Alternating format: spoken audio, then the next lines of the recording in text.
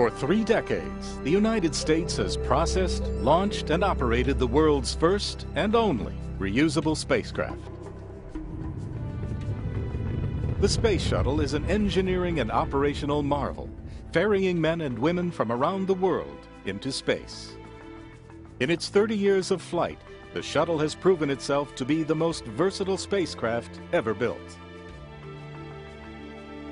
This remarkable spaceship has been the platform from which many of the world's great scientific instruments have been deployed.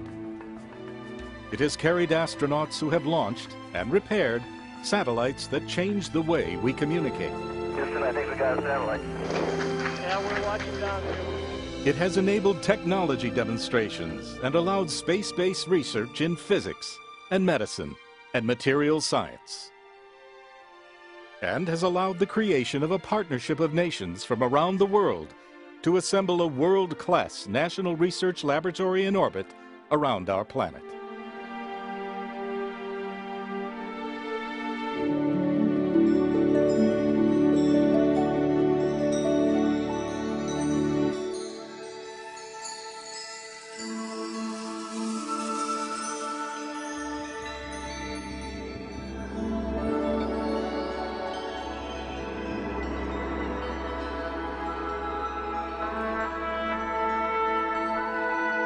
With the final flight of Shuttle Atlantis and its crew of 4 astronauts, the Space Shuttle era comes to a close, and America and the world bids a final farewell to a sleek and one-of-a-kind ship that has helped history unfold in low Earth orbit.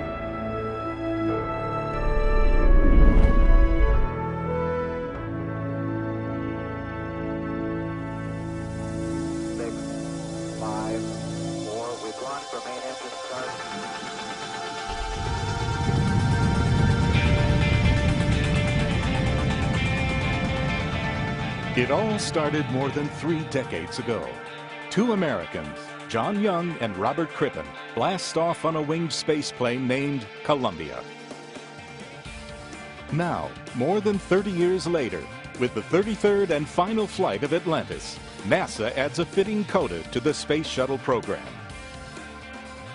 Even as the shuttle program ends, the STS-135 mission will help ensure humankind can continue to live and work in space. Atlantis carries the Raffaello Multipurpose Logistics Module, or MPLM, to deliver a year's worth of supplies and spare parts for the International Space Station. The orbiter delivers a system designed to remotely test the robotic refueling of satellites and return a failed cooling pump to Earth. From a historical perspective, the STS-135 astronauts are the first crew of 4 since STS-6 in 1983.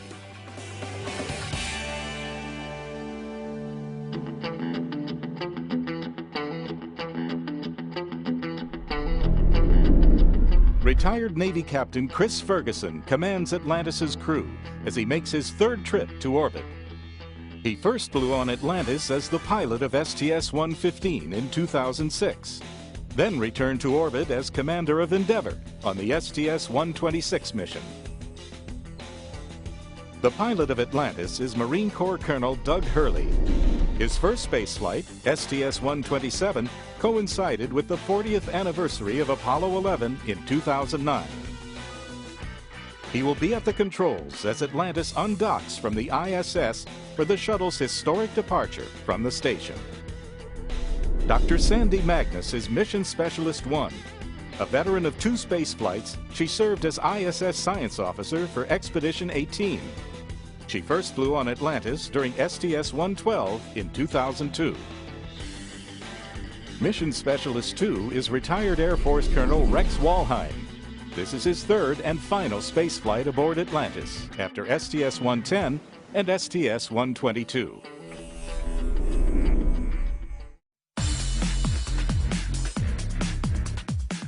The flight of Atlantis marks the 37th shuttle mission to the space station. The flight was originally manifested only as the Launch on Need rescue mission for STS-134, which at the time was scheduled as the shuttle's final flight. With the launch of Atlantis, there will be no rescue shuttle standing by.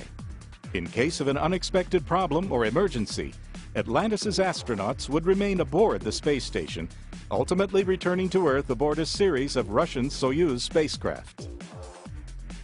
America's leadership ultimately recognized the value of one additional shuttle mission, and the STS-135 flight plan evolved into an historic 12-day mission, delivering valuable equipment, parts, and supplies to the completed and fully operational station.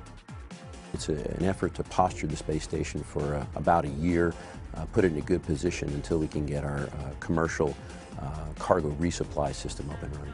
On Flight Day 4, the crew of Atlantis will install the Raffaello Logistics Module moving van to the ISS.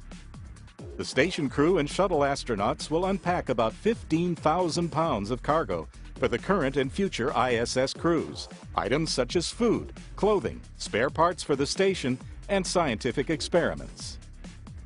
At the same time, the joint crews will be repacking Raffaello with over 12,000 pounds of shuttle-related equipment stored on the ISS, other items marked for return to Earth, and trash offloaded from the station.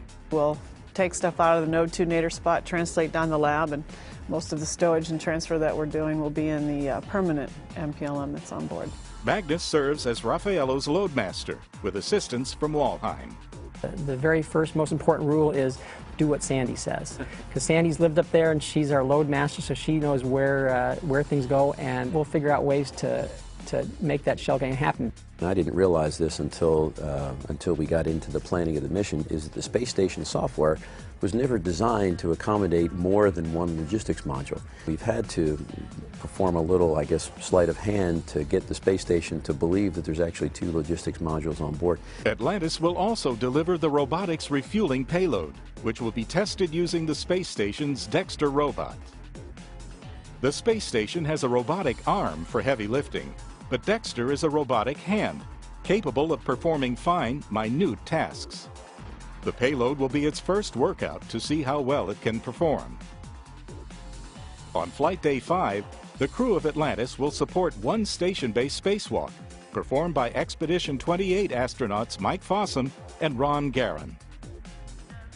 The pair flew 3 years ago on the STS-124 mission, performing 3 spacewalks together to help install the Japanese Kibo laboratory module. During this EVA, Magnus and Hurley will provide robotic support for Fossum and Garan. Walheim will serve as the IV, or intravehicular officer, for the spacewalk. A failed cooling pump, temporarily stowed outside the station during a spacewalk during the STS-133 mission, will be removed and brought home by the shuttle. Thanks to the shuttle's ability to return cargo, engineers will have the opportunity to study the cause of the pump's failure. While we're in the payload bay attaching the pump module to the logistics carrier, we'll retrieve this experiment for the special purpose dexterous manipulator that will allow the robotics community to show the ability to do remote refueling and other dexterous tasks that might be involved in servicing satellites. Fossum and Garan will install the robotics refueling payload on a temporary platform near the Dexter robot and the Destiny lab. It really is the chance to show how well the SPDM can function in space.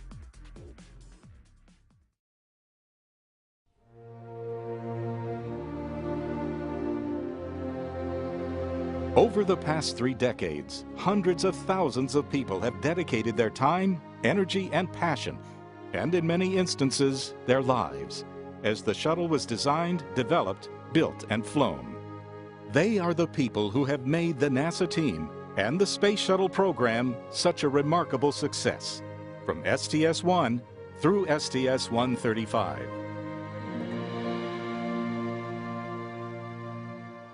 Their legacy lives on as the shuttle leaves behind a fully assembled and operational space station. To see a completed space station up there is really a testament to not only ingenuity of all the engineers and scientists and people on the ground who worked in the space station, but also the people who worked on the space shuttle that could make such an incredible, reusable space vehicle to make that happen. Atlantis was the first one that I flew on for STS-112, and that will be my last mission as well. So it has a holds a special place in my heart for the people who have worked on Atlantis for so long. I think it's special for them that it will be the last mission. You want to represent the thousands and thousands of people that have worked probably their entire careers. I don't know how many people that we've talked to or met that have been in the space shuttle program since STS-1. We just want them to know that what they've accomplished is incredible, and we'll do our best to finish this program the way it deserves to be finished. Nothing means more, I think, to all four of us than to honor that legacy and go out with as best a mission as we can fly. It'll be an emotional moment, I think, for a lot of folks who have seen the shuttle essentially build the better part of the space station, and to know that this will be the final time it leaves. The one thing that strikes me is how remarkably dedicated they are. That, to me, typifies the space workforce. They're a breed that is second to none.